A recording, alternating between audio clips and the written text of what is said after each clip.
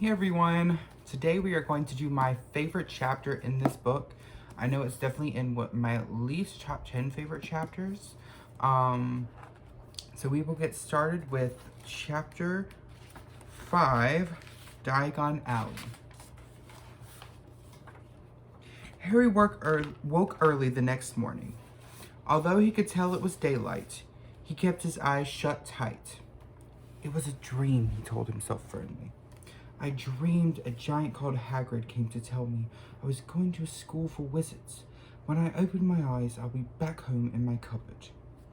There was suddenly a loud tapping noise. And there's Aunt Petunia knocking on the door, Harry thought, his heart sinking. But he still didn't open his eyes. It had been such a good dream. Tap, tap, tap. All right, Harry mumbled, I'm getting up.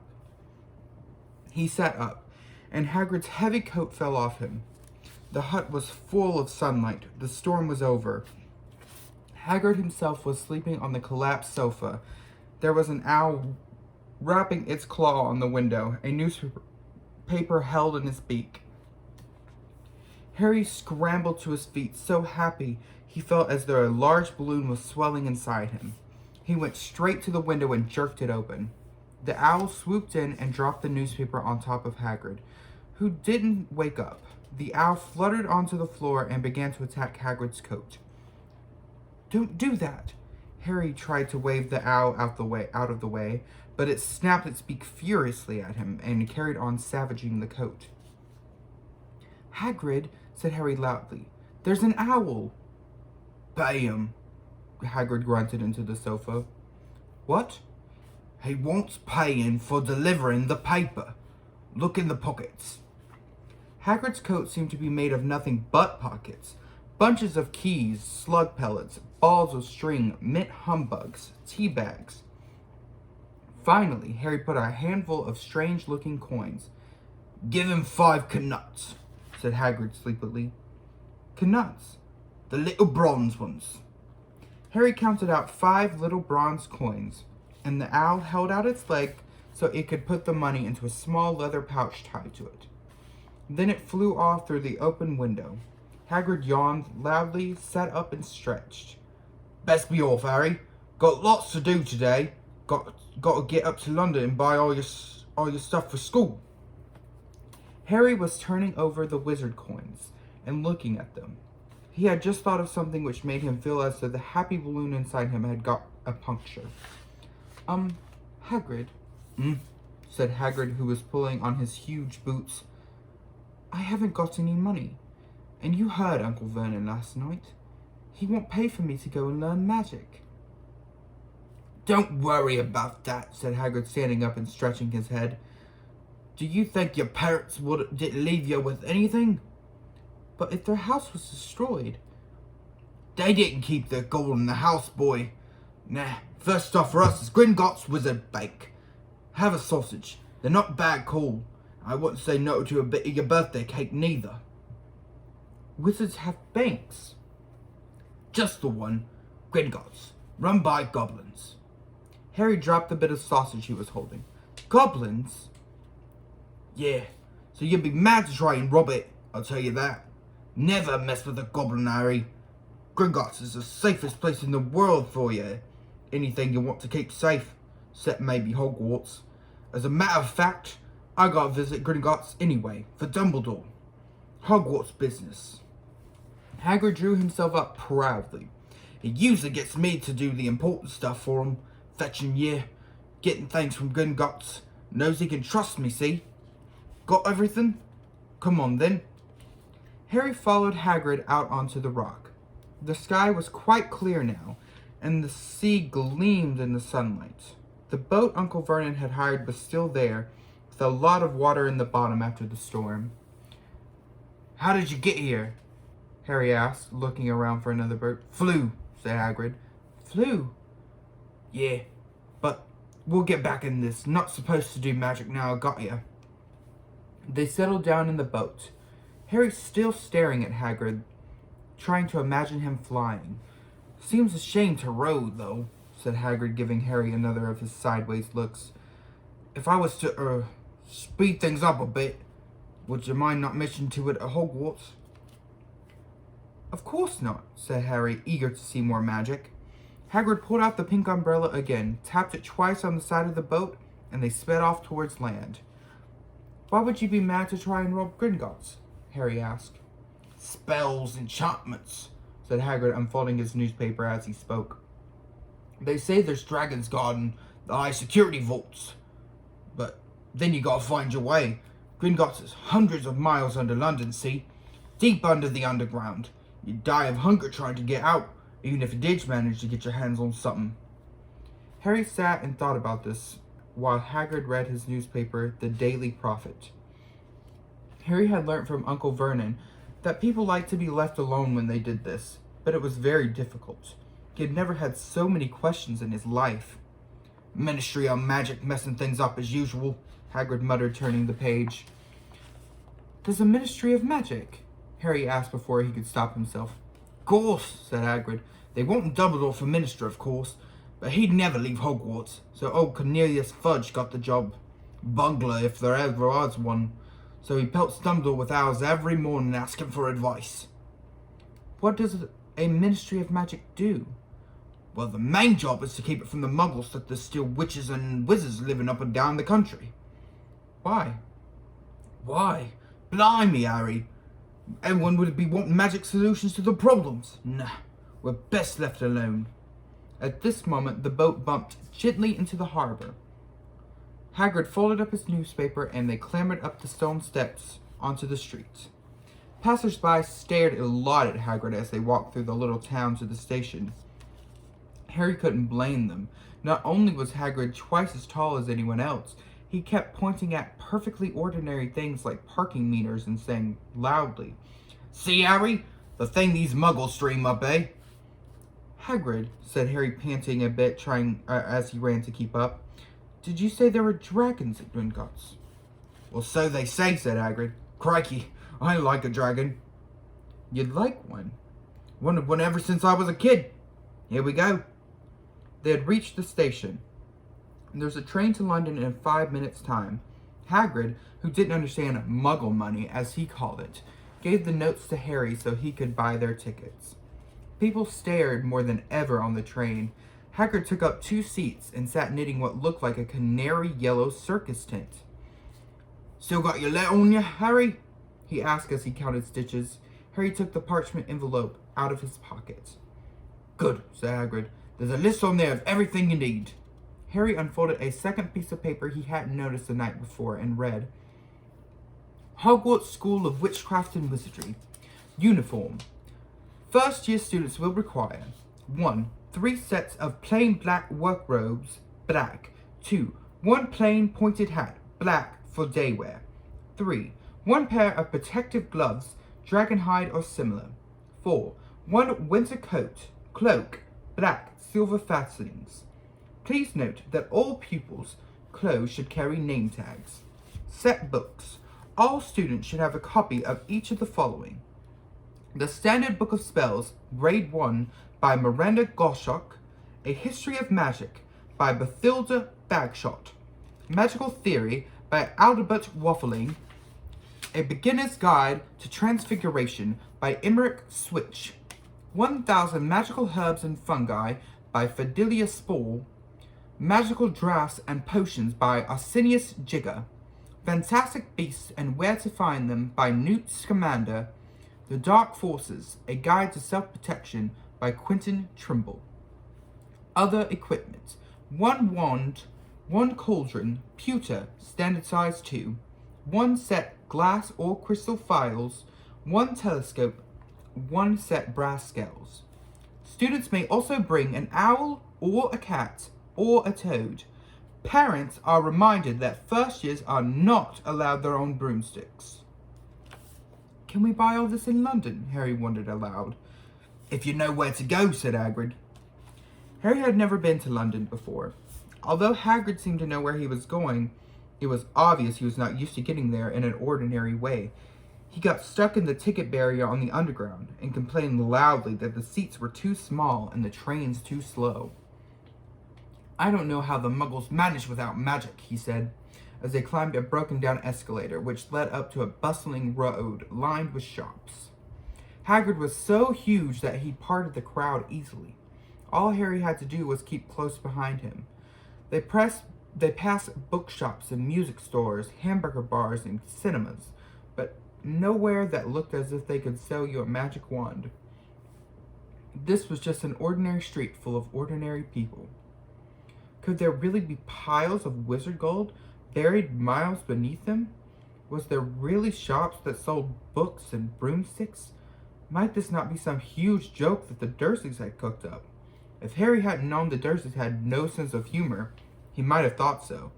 Yet somehow, even though everything Hagrid had told him so far was unbelievable, Harry couldn't help trusting him. "This is it," said Hagrid, coming to a halt. "The Leaky Cauldron. It's a famous place." It was a tiny, grubby-looking pub. If Hagrid hadn't pointed it out, Harry wouldn't have noticed it was there. The people hurrying by didn't glance at all. Their eyes slid from the bookshop on one side to the record shop on the other, as if they couldn't see the Leaky Cauldron at all. In fact, Harry had the most peculiar feeling that only he and Hagrid could see it. Before he could mention this, Hagrid had steered him inside. For a famous place, it was very dark and shabby. A few old women were sitting in a corner drinking tiny glasses of sherry. One of them was smoking a long pipe. A little man in a top hat was talking to the old barman, who was quite bald and looked like a gummy walnut. The low buzz of chatter stopped when they walked in. Everyone seemed to know Hagrid. They waved and smiled at him. The barman reached for a glass, saying, "The usual, Hagrid?" "Can't, Tom. I'm on Hogwarts business," said Hagrid, clapping his great hand on Harry's shoulder and making Harry's knees buckle. "Good Lord," said the barman, peering at Harry. Can this be?" The Leaky Cauldron had suddenly gone completely still and silent. "Bless my soul," whispered the old barman. "Harry Potter! What an honor!" He hurried from behind the bar, rushed towards Harry and seized his hand, tears in his eyes. "Welcome back, Mr. Potter. Welcome back." Harry didn't know what to say. Everyone was looking at him. The old woman with the pipe was puffing on it without realizing it had gone out. Hagrid was beaming. Then there was a great scraping of chairs, and next moment Harry found himself shaking hands with everyone in the Leaky Cauldron. "Doris Crockford, Mr. Potter. Can't believe I'm meeting you at last. So proud, Mr. Potter. Just so proud. Always wanted to shake your hand. I'm all aflutter." "Delighted, Mr. Potter. Just can't tell you. Diggle's the name. Deedless Diggle." "I've seen you before," said Harry, as Deedless Diggle's top hat fell off in his excitement. "You bowed to me once in a shop."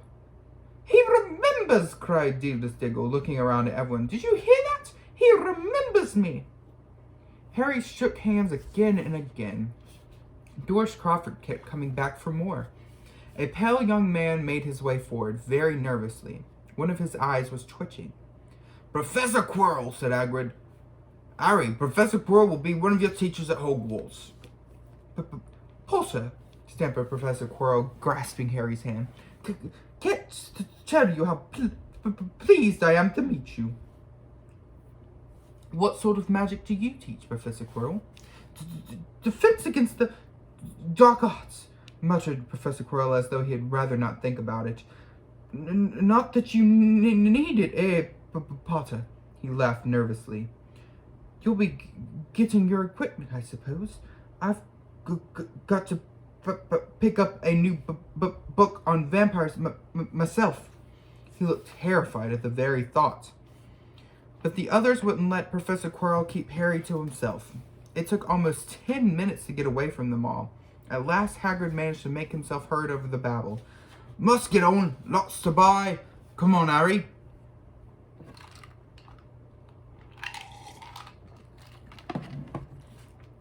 Doris Crockford shook Harry's hand one last time, and Hagrid led them through the bar and out into a small, walled courtyard where there was nothing but a dustbin and a few weeds. Hagrid grinned at Harry. "Told you, didn't I? Told you was famous. Even Professor Quirrell was trembling to meet you. Mind ya, he's always trembling. Is he always that nervous? Oh yeah, poor bloke. Brilliant mind. He was fine when he was studying out of books, but he took a year off to get some first-hand experience. They say he met some vampires in the Black Forest, and there was a nasty bit of trouble with a hag. Never been quite the same since. Scared of the students, scared of his own subject. Now where's me umbrella? Vampires. Hags. Harry's head was swimming. Hagrid, meanwhile, was counting bricks on the wall above the dustbin. 3 up, 2 across, he muttered. Right, stand back, Harry. He tapped the wall 3 times with the point of his umbrella. The brick he had touched quivered. It wriggled in the middle, and a small hole appeared. It grew wider and wider. A second later, they were facing an archway large enough even for Hagrid. An archway onto a cobbled street which twisted and turned out of sight. Welcome, said Hagrid, to Diagon Alley. He grinned at Harry's amazement. They stepped through the archway. Harry looked quickly over his shoulder and saw the archway swing instantly back into solid wall. The sun shone brightly on a stack of cauldrons outside the nearest shop. Cauldrons, all shapes, copper, brass, pewter, silver, self-stirring, collapsible, said a sign hanging over them. Yeah, you'll be needing one, said Hagrid, but we gotta get your money first. Harry wished he had had about 8 more eyes. He turned his head in every direction as they walked up the street, trying to look at everything at once. The shops, the things outside them, the people doing their shopping. A plump woman outside the apothecary was shaking her head as they passed, saying, Dragon liver, 16 sickles an ounce. They're mad. A low, soft hooting came from a dark shop with a sign saying, Elope's Owl Emporium, Tawny, Screech, Bond, Brown, and Snowy. Several boys about Harry's age had their noses pressed against a window with a broomstick in it. Look, Harry. Look, Harry heard one of them say. The Nimbus 2000. Fastest ever. There were shops selling robes, shops selling telescopes, and strange silver instruments Harry had never seen before. Windows stacked with barrels of bat spleens, eel's eyes, tottering piles of spell books, quills, and rolls of parchment, potion bottles, globes of the moon. Gringotts, said Harry. They had reached a snowy white building which towered over the other little shops. Standing beside its burnished bronze doors, wearing a uniform of scarlet and gold, was, Yeah, that's a goblin, said Hagrid quietly as they walked up the white stone steps toward him. The goblin was about a head shorter than Harry. He had a swarthy, clever face and a pointed beard, and Harry noticed very long fingers and feet. He bowed as they walked inside. Now they were facing a second pair of doors, silver this time, with words engraved upon them. Enter, stranger, but take heed of what awaits the sin of greed. For those who take but do not earn must pay most dearly in their turn. So if you seek beneath our floors a treasure that was never yours, thief, you have been warned, beware of finding more than treasure there. Like I said, you'd be mad to try and rob it, said Hagrid. A pair of goblins bowed them through the silver doors, and they were in a vast marble hall. About 100 more goblins were sitting on high stools behind a long counter, scribbling in large ledgers, weighing coins on brass scales, examining precious stones through eyeglasses. There were too many doors to count leading off the hall, and yet more goblins were showing people in and out of these. Hagrid and Harry made for the counter. Morning, said Hagrid to a free goblin. We've come to take some money out of Mr. Harry Potter's safe. You have his keys, Got it here somewhere, said Hagrid, and he started emptying his pockets on the counter, scattering a handful of moldy dog biscuits over the goblin's book of numbers. The goblin wrinkled his nose. Harry watched the goblin on the right, weighing a pile of rubies as big as glowing coals. Got it, said Hagrid at last, holding up a tiny golden key. The goblin looked at it closely. That seems to be in order. And I've got a letter here from Professor Dumbledore, said Hagrid importantly, throwing out his chest. It's about you-know-what in vault 713. The goblin read the letter carefully. Very well, he said, handing it back to Hagrid. I will have someone take you down to both vaults. Griphook? Griphook was yet another goblin. Once Hagrid had crammed all the dog biscuits back inside his pockets, he and Harry followed Griphook towards one of the doors leading off the hall. What's the you-know-what in vault 713? Harry asked. Can't tell you that, said Hagrid mysteriously. Very secret, Hogwarts business. Dumbledore's trusted me. More than my job's worth to tell you that. Griphook held the door open for them. Harry, who had expected more marble, was surprised. They were in a narrow stone passageway lit with flaming torches. It sloped steeply downward, and there were little railway tracks on the floor.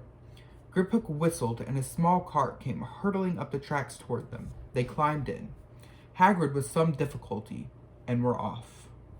At first, they just hurtled through the maze of twisting passageways. Harry tried to remember left, right, left, middle fork, right, left, but it was impossible. The rattling cart seemed to know its own way because Griphook wasn't steering. Harry's eyes stung as the cold air rushed past them, but he kept them wide open. Once he thought he saw a burst of fire at the end of a passage and twisted around to see if it was a dragon, but too late. They plunged deeper, passing an underground lake where huge stalactites and stalagmites grew from ceiling to floor. I never know, Harry called to Hagrid over the noise of the cart. What's the difference between stalagmite and stalactite? Stalagmite's got an M in it, said Hagrid, and don't ask me questions just now. I think I'm gonna be sick. He did look very green, and when the cart stopped at last, beside a small door in the passage wall, Hagrid got out and had to lean against the wall to stop his knees from trembling. Griphook unlocked the door. A lot of green smoke came billowing out as it cleared. Harry gasped. Inside were mounds of gold coins, columns of silver, heaps of little bronze knuts. All yours, smiled Hagrid. All Harry's. It was incredible. The Dursleys couldn't have known about this, or they'd have it from him faster than blinking. How often had they complained how much Harry cost them to keep, and all this time there had been a small fortune belonging to him buried deep under London. Hagrid helped Harry pile some of the coins into a bag. The gold ones are galleons, he explained. 17 silver sickles to a galleon, and 29 knuts to a sickle. It's easy enough, Right, that should be enough for a couple of terms. We'll keep the rest safe for you. He turned to Griphook. Vault 713 now, please. And can we go more slowly? Only one speed, said Griphook. They were going even deeper now and gathering speed. The air became colder and colder as they hurtled around tight corners. They were rattling over an underground ravine, and Harry leant over the side to try and see what was down at the dark bottom. But Hagrid groaned and pulled him back by the scruff of his neck. Vault 713 had no keyhole. Stand back, said Griphook importantly. He stroked the door gently with one of his long fingers, and it simply melted away.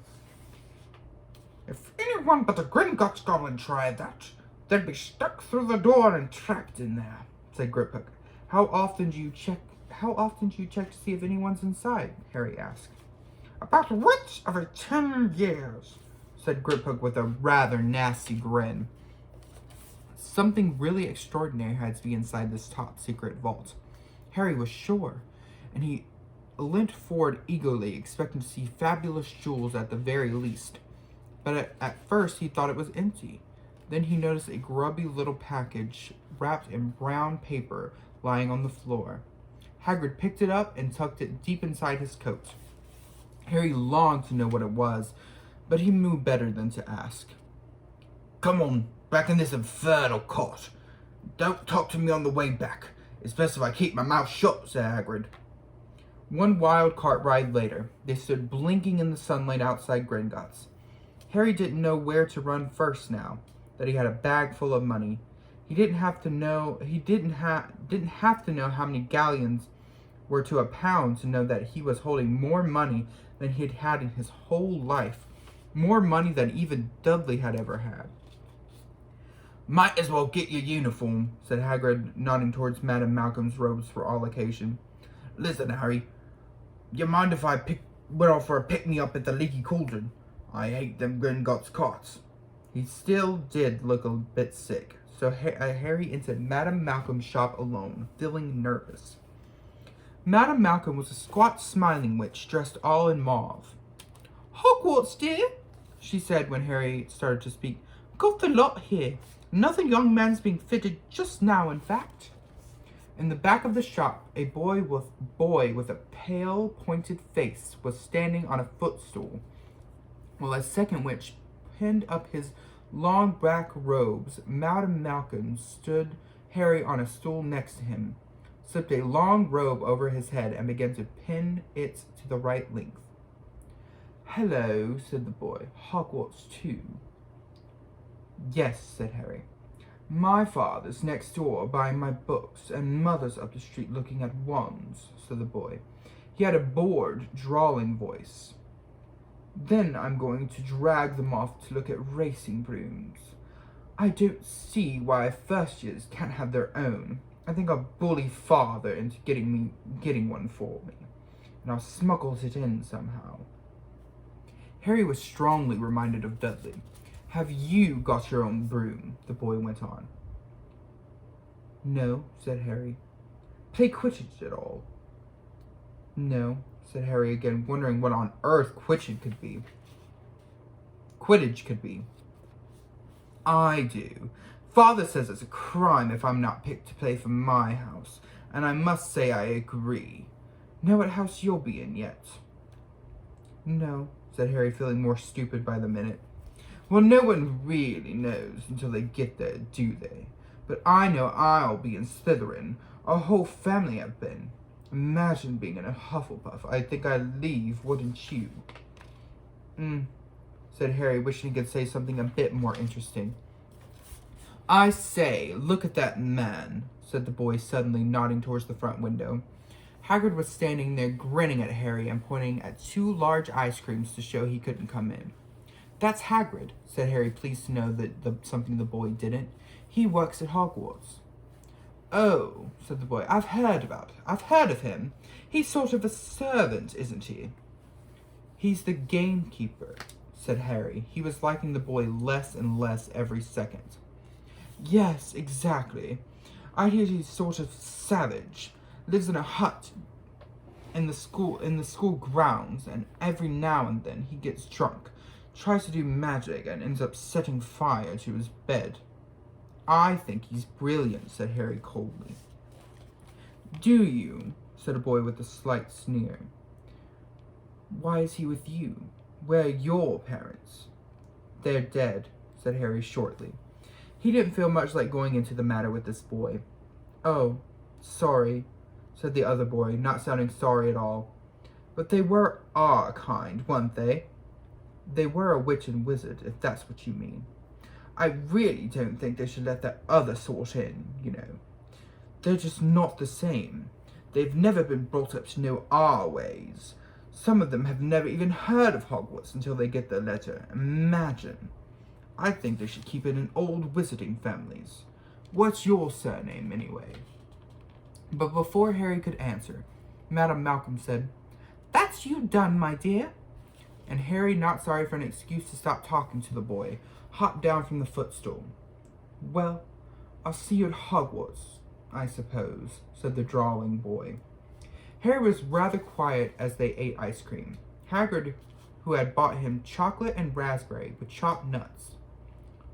"What's up?" said Hagrid. "Nothing," lied Harry. They stopped to buy parchment and quills. Harry cheered up a bit when they found a bottle of ink that changed colors as you wrote. When they had left the shop, he said, "Hagrid, what's Quidditch?" "Blimey, Harry, I keep forgetting how little you know, but not knowing about Quidditch." "Don't make me feel worse," said Harry. He told Hagrid about the Pale Boy and Madame Malkin's. And he said people from Muggle families shouldn't even be allowed in. You're not from a Muggle family. If he'd known who you were, he's grown up knowing your name. If his parents are wizarding folk, you saw him in the Leaky Cauldron. Anyway, what does he know about it? Some of the best, the only ones with magic ornaments with a long line of Muggles. Look at your mum. Look what she had for her sister. So what is Quidditch? It's our sport, wizard sport. It's like football in the Muggle world. Everyone follows Quidditch. Played up in the air on broomsticks. They're 4 balls. Sort of hard to explain the rules. And what are Slytherin and Hufflepuff? Schoolhouses. They're 4. Everyone says Hufflepuff a lot of dufflers, but I bet I'm in Hufflepuff, said Harry gloomily. Better Hufflepuff than Slytherin, said Hagrid darkly. There's not a single witch or wizard who went bad who wasn't in Slytherin. You know who was one. You know who was at Hogwarts? Years and years ago, said Hagrid. They bought Harry's school books in a shop called Flourish and Blots, where the shelves were stacked to the ceiling with books as large as paving stones, bound in leather. Books the size of postage stamps and covers of silk. Books full of peculiar symbols and a few books with nothing in them at all. Even Dudley, who had never read anything, would have been wild to get his hands on some of these. Hagrid almost had to drag Harry away from curses and counter-curses, bewitch your friends and befuddle your enemies with the latest revenges. Hair loss, jelly legs, tongue-tying, and much, much more, by Professor Vindictus Viridian. I was trying to figure out how to kiss Dudley. I'm not saying that's not a good idea, but to use magic in the Muggle world, except in very special circumstances, said Hagrid. Anyway, you wouldn't be able to work any of those curses yet. You'll need a lot more study before you get to that level. Hagrid wouldn't let Harry buy a solid gold cauldron either. It says pewter on the list. But they got a nice set of scales for weighing potion ingredients and a collapsible brass telescope. Then they visited the apothecary's, which was fascinating enough to make up for its horrible smell, a mixture of bad eggs and rotted cabbage. Barrels of slimy stuff stood on the floor, jars of herbs, dried roots, and bright powders lined with walls. Bundles of feathers, strings of fangs, and snarled claws hung from the ceilings. While Hagrid asked the man behind the counter for a supply of some basic potion ingredients for Harry, Harry himself examined silver unicorn horns at 21 galleons each, and minuscule glittery black beetle eyes 5 knuts a scoop. Outside the apothecary's, Hagrid checked Harry's list again. Just your one left. Oh yeah, and I still haven't got your birthday present. Harry felt himself go red. You don't have to. I know I don't have to. Tell you what, I'll get you an animal. Not a toad. Toads were out of fashion years ago. You'd be laughed at. And I don't like cats. They make me sneeze. I'll get you an owl. All the kids want an owl. They're dead useful, carrying your post and everything. 20 minutes later, they left Elope's Owl Emporium, which had been dark and full of rustling and flickering, jeweled bright eyes. Harry now carried a large cage which held a beautiful snowy owl, fast asleep with her head under her wing. Harry couldn't stop stammering his thanks, sounding just like Professor Quirrell. Don't mention it, said Hagrid gruffly.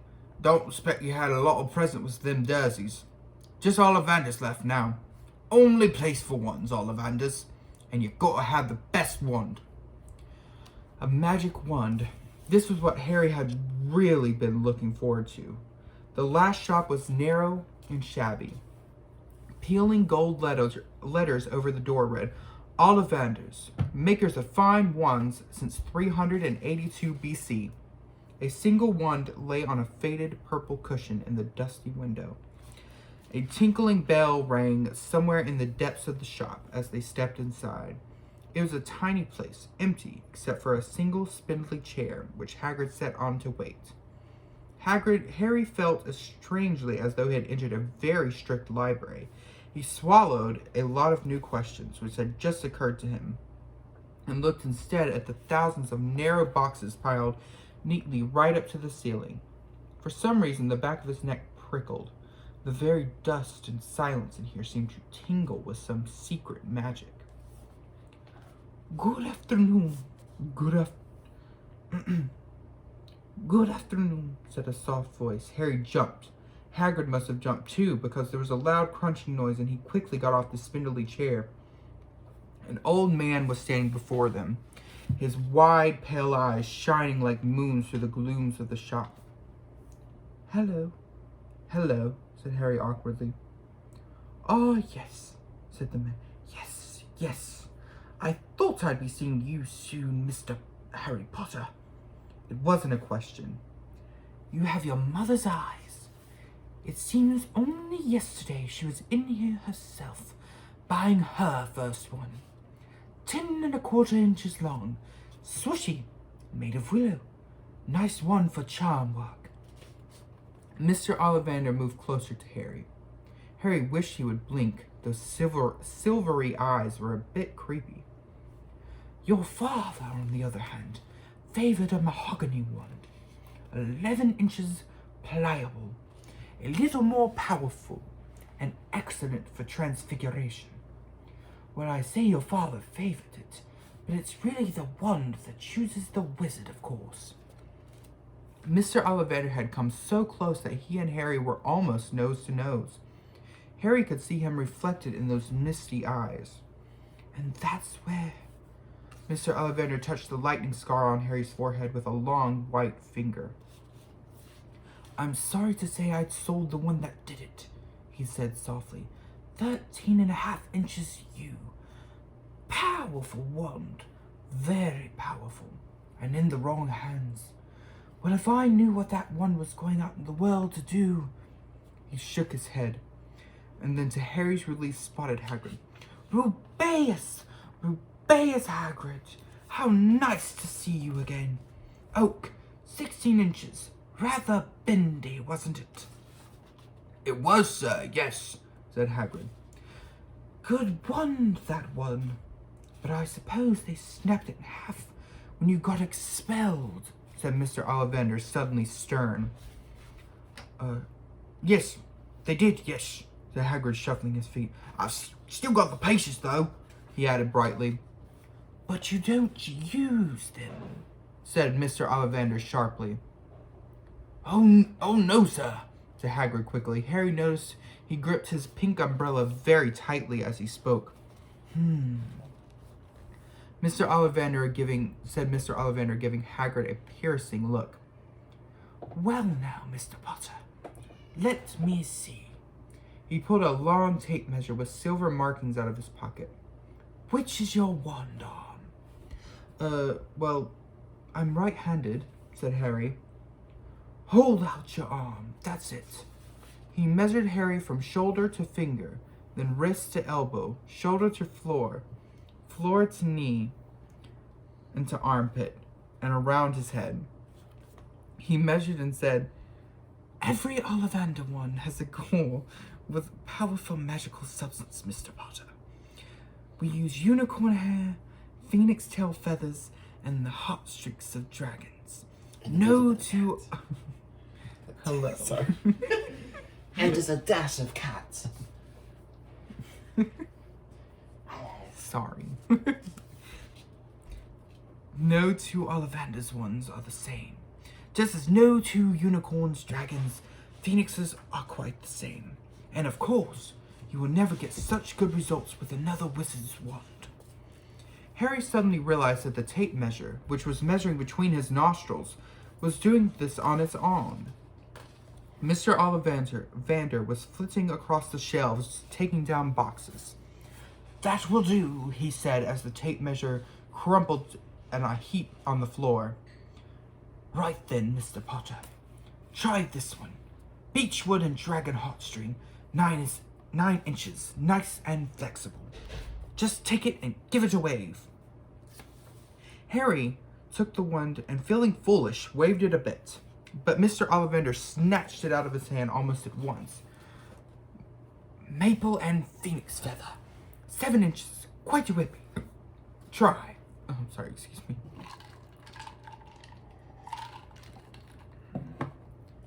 Harry tried, but he had hardly raised the wand when it was too snatched back by Mr. Ollivander.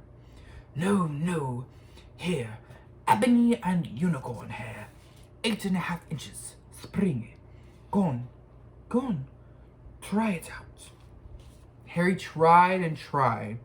He had no idea what Mr. Ollivander was waiting for. The pile of tried ones was mounting higher and higher on the spindly chair. But the more ones Mr. Ollivander pulled from the shelves, the happier he seemed to become. Tricky customer, eh? Not to worry. We'll find the perfect match. Here somewhere. I want it now. Yes. Why not? Unusual combination. Holly and phoenix feather. 11 inches. Nice and supple. Harry took the one. He felt a sudden warmth in his fingers. He raised the one above his head, brought it swishing down through the dusty air, and a stream of gold and red sparks shot from the end like a firework, throwing dancing spots of light onto the walls. Hagrid whooped and clapped. Mr. Ollivander cried, "Oh, bravo! Yes, indeed. Oh, very good. Well, well, well. How curious. How very curious." He put Harry's one back into its box and wrapped it in brown paper, still muttering, "Curious. Curious." "Sorry," said Harry, "but what's curious?" Mr. Ollivander fixed Harry with his pale stare. "I remember every wand I've ever sold, Mr. Potter. Every single wand. It so happens that the phoenix, whose tail feather is in your wand, gave another feather. Just one other. It is very curious, indeed, that you should be destined for this wand when its brother, why, its brother gave you that scar." Harry swallowed. "Yes, 13.5 inches. You. Curious indeed how these things happen. The wand chooses the wizard, remember. I think we must expect great things from you, Mr. Potter. After all, he who must not be named did great things. Terrible, yes, but great." Harry shivered. He wasn't sure he liked Mr. Ollivander too much. He paid 7 gold galleons for his wand, and Mr. Ollivander bowed them from his shot. The late afternoon sun hung low in the sky as Harry and Hagrid made their way back down Diagon Alley, back through the wall, back through the leaky cauldron, now empty. Harry didn't speak at all as they walked down the road. He didn't even notice how much people were gawping at them on the underground, laden as they were with all their funny-shaped packages, with their sleeping snowy owl on Harry's lap. Up another escalator, out into Paddington Station. Harry only realized where they were when Hagrid tapped him on the shoulder. "Got time for a bite to eat before your train leaves," he said. He bought Harry a hamburger, and they sat down on the plastic seats to eat them. Harry kept looking around. Everything looked so strange somehow. "You all right, Harry? You're very quiet," said Hagrid. Harry wasn't sure he could explain. He had just had the best birthday of his life, and yet he chewed his hamburger, trying to find the words.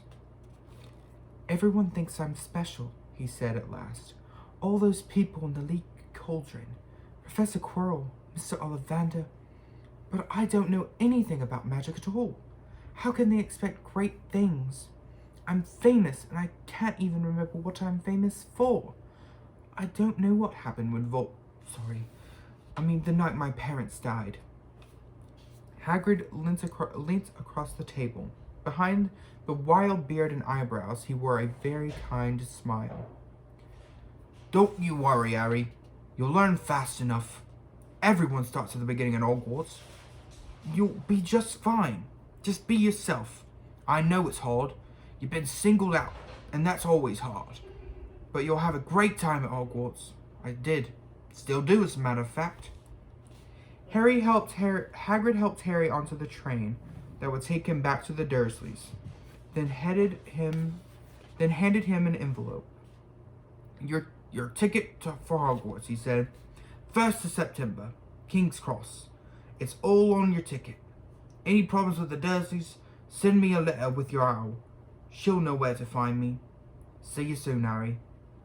The train pulled out of the station. Harry wanted to watch Hagrid until he was out of sight. He rose in his seat and pressed his nose against the window. But he blinked, and Hagrid had gone. Alright, that's the end of chapter 5. I will see all you guys tomorrow for chapter 6. Thank you for watching.